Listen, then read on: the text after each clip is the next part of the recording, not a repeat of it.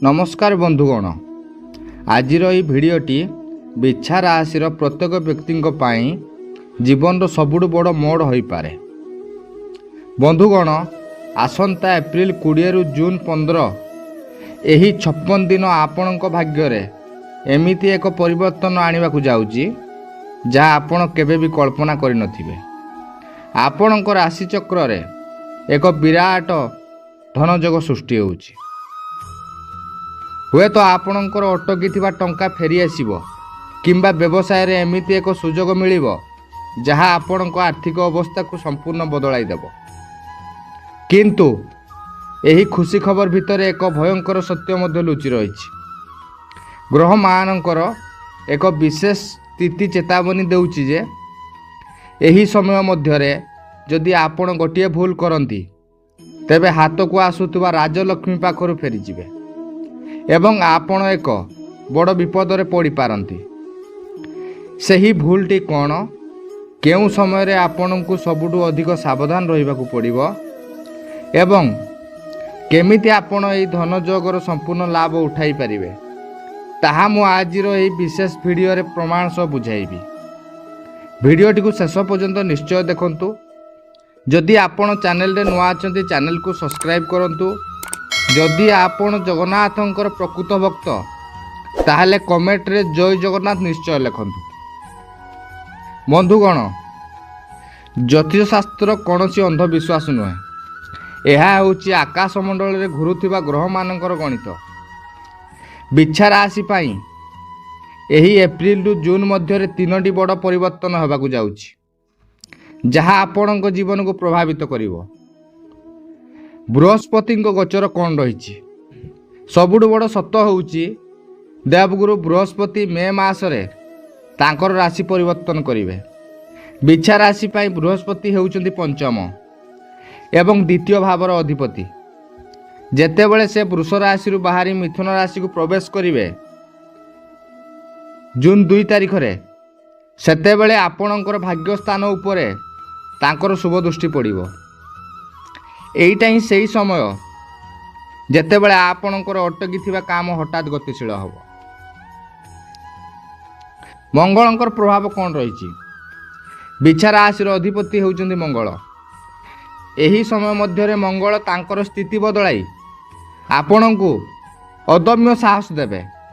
किंतु मने रखंतु मंगल हेउची अग्नि तत्व।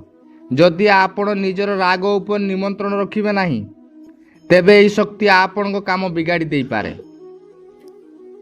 शनिंकर सप्तम दृष्टि कौन रही। शनिदेव एवं कुंभ राशि रे विराजमान। बिछा राशि उपरे तांकर ढेया चली मध्य एही समय रे मंगल एवं बृहस्पति स्थिति शनि कठोर प्रभाव को कमाई देव।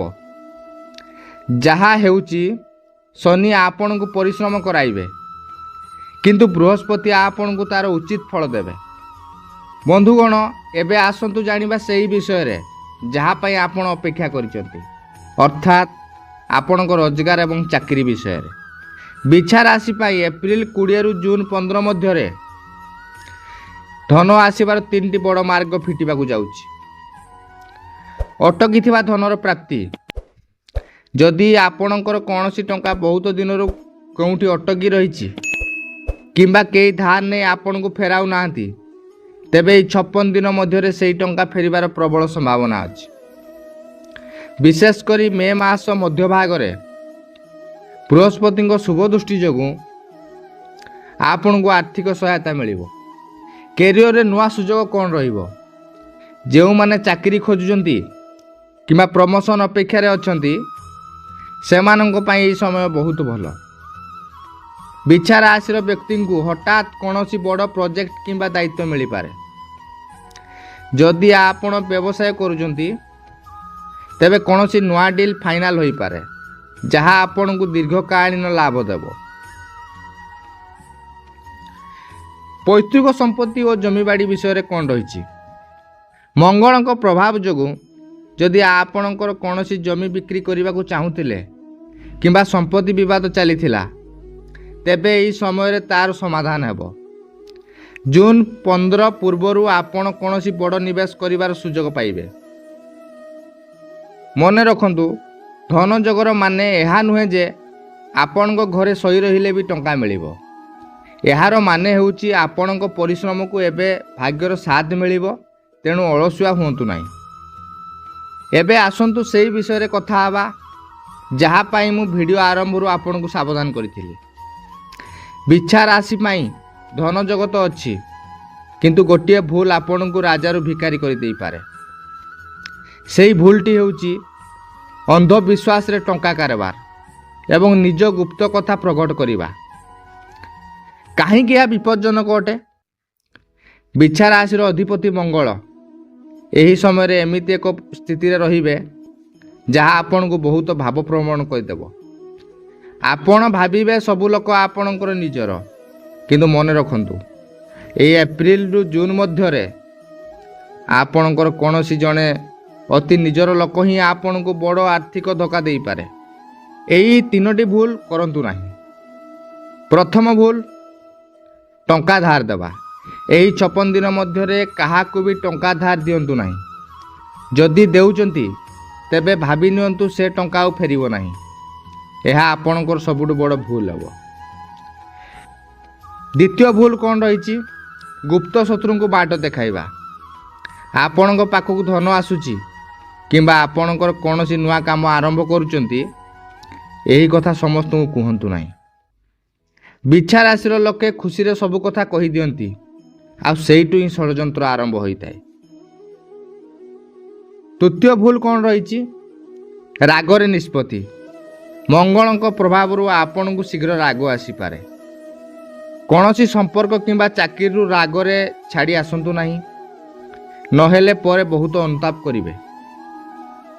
ବନ୍ଧୁଗଣ, ମୁଁ ଆପଣଙ୍କୁ ଡରାଉ ନାହିଁ, ବରଂ ସଚେତନ କରୁଛି। ଗୋଟିଏ ପଟେ ଲକ୍ଷ୍ମୀ ଆସୁଛନ୍ତି, ଅନ୍ୟପଟେ କେହି ଜଣେ ସେହି ଲକ୍ଷ୍ମୀକୁ ଛଡ଼ାଇ ନେବାକୁ ଚେଷ୍ଟା କରୁଛି।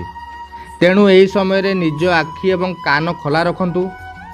କୌଣସି କାଗଜପତ୍ରରେ ବିନା ପଢ଼ି ସାଇନ୍ କରନ୍ତୁ ନାହିଁ। ଆପଣଙ୍କ ସହ କ'ଣ କେବେ ଏମିତି ହୋଇଛି କି? ଆପଣ କାହାକୁ ବିଶ୍ୱାସ କରି ଧୋକା ପାଇଛନ୍ତି କି? କମେଣ୍ଟରେ ନିଶ୍ଚୟ ଲେଖନ୍ତୁ, ଯାହାଦ୍ୱାରା ଅନ୍ୟମାନେ ବି ସତର୍କ ରହିବେ। ସଠିକ୍ ପ୍ରତିକାର କ'ଣ ରହିଛି? ବନ୍ଧୁଗଣ, ସମସ୍ୟା ତ ଆସିବ, କିନ୍ତୁ ଭଗବାନ ଆମକୁ ସେଥିରୁ ବଞ୍ଚିବା ପାଇଁ ବାଟ ମଧ୍ୟ ଦେଖାଇଛନ୍ତି। ବିଛା ରାଶିର ବ୍ୟକ୍ତିମାନେ ଏହି ଏପ୍ରିଲ 20ରୁ ଜୁନ୍ 15 ମଧ୍ୟରେ ଯଦି ଏହି 3ଟି ସରଳ ପ୍ରତିକାର କରନ୍ତି, ତେବେ ଧନଯୋଗର ପ୍ରଭାବ ଦ୍ୱିଗୁଣିତ ହେବ ଏବଂ ସବୁ ବିପଦ କଟିଯିବ। ପ୍ରଥମ ପ୍ରତିକାର କ'ଣ ରହିଛି?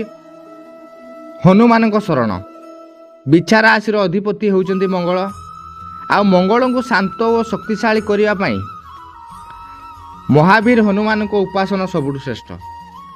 ପ୍ରତି ମଙ୍ଗଳବାର ଏବଂ ଶନିବାର ଦିନ ହନୁମାନ ଚାଳିଶା ପାଠ କରନ୍ତୁ। ଯଦି ସମ୍ଭବ ହେଉଛି ହନୁମାନଙ୍କ ପାଖରେ ଚନ୍ଦନ ଏବଂ ସିନ୍ଦୁର ଲାଗି କରନ୍ତୁ। ଏହା ଆପଣଙ୍କୁ ସେହି ଗୋଟିଏ ଭୁଲ କରିବାରୁ କ୍ଷମା କରିବ। ଦ୍ୱିତୀୟ ପ୍ରତିକାର କ'ଣ ରହିଛି?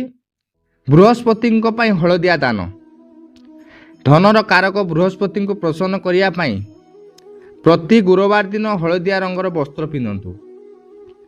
ଏହି ଦିନ ଗୋମାତାଙ୍କୁ ଗୁଡ଼ ଏବଂ ଚଣା ଡାଲି ଖାଇବାକୁ ଦିଅନ୍ତୁ। ଏହାଦ୍ୱାରା ଆପଣଙ୍କର ଅଟକିଥିବା ଟଙ୍କା ଫେରିବାର ବାଟ ସଫା ହେବ। ତୃତୀୟ ପ୍ରତିକାର କ'ଣ ରହିଛି? ପକ୍ଷୀଙ୍କୁ ଶସ୍ୟ ଦାନ। ଗୁପ୍ତ ଶତ୍ରୁଙ୍କ ପ୍ରଭାବ କମାଇବା ପାଇଁ ପ୍ରତିଦିନ ସକାଳେ ପକ୍ଷୀମାନଙ୍କୁ 7 ପ୍ରକାରର ଶସ୍ୟ ଖାଇବାକୁ ଦିଅନ୍ତୁ। ଏହାଦ୍ୱାରା ରାହୁ ଏବଂ ଶନିଙ୍କ ଦୁଷ୍ଟ ପ୍ରଭାବ କମିଯିବ। ଆପଣଙ୍କ ଚାରିପଟେ ଏକ ସକାରାତ୍ମକ ଶକ୍ତି ସୃଷ୍ଟି ହେବ। ବନ୍ଧୁଗଣ, ଏହି ପ୍ରତିକାର ଗୁଡ଼ିକ କୌଣସି ଯାଦୁ ନୁହେଁ। ଏହା ଆପଣଙ୍କ ମନକୁ ଶାନ୍ତ ରଖିବ ଏବଂ ସଠିକ୍ ନିଷ୍ପତ୍ତି ନେବାରେ ସାହାଯ୍ୟ କରିବ। ମନେ ରଖନ୍ତୁ, ଭଗବାନ ସେଇମାନଙ୍କୁ ସାହାଯ୍ୟ କରନ୍ତି ଯେଉଁମାନେ ନିଜ କର୍ମ କରନ୍ତି। ତେଣୁ ନିଜ ପରିଶ୍ରମ ଜାରି ରଖନ୍ତୁ। ବନ୍ଧୁଗଣ, ଆଶା କରୁଛି ବିଛା ରାଶି ପାଇଁ ଏହି ସ୍ୱତନ୍ତ୍ର ସୂଚନା ଆପଣଙ୍କୁ ଭଲ ଲାଗିଥିବ। ଯଦି ଆପଣଙ୍କର କୌଣସି ପ୍ରଶ୍ନ ଅଛି, ତେବେ କମେଣ୍ଟରେ ନିଶ୍ଚୟ ପଚାରନ୍ତୁ। ଆଉ ହଁ, କମେଣ୍ଟ ବକ୍ସରେ ଜୟ ହନୁମାନ ଲେଖିବାକୁ ଭୁଲନ୍ତୁ ନାହିଁ। ଭିଡ଼ିଓଟିକୁ ଲାଇକ୍ କରି ନିଜ ବନ୍ଧୁମାନଙ୍କ ସହ ସେୟାର କରନ୍ତୁ। ଜୟ ଜଗନ୍ନାଥ।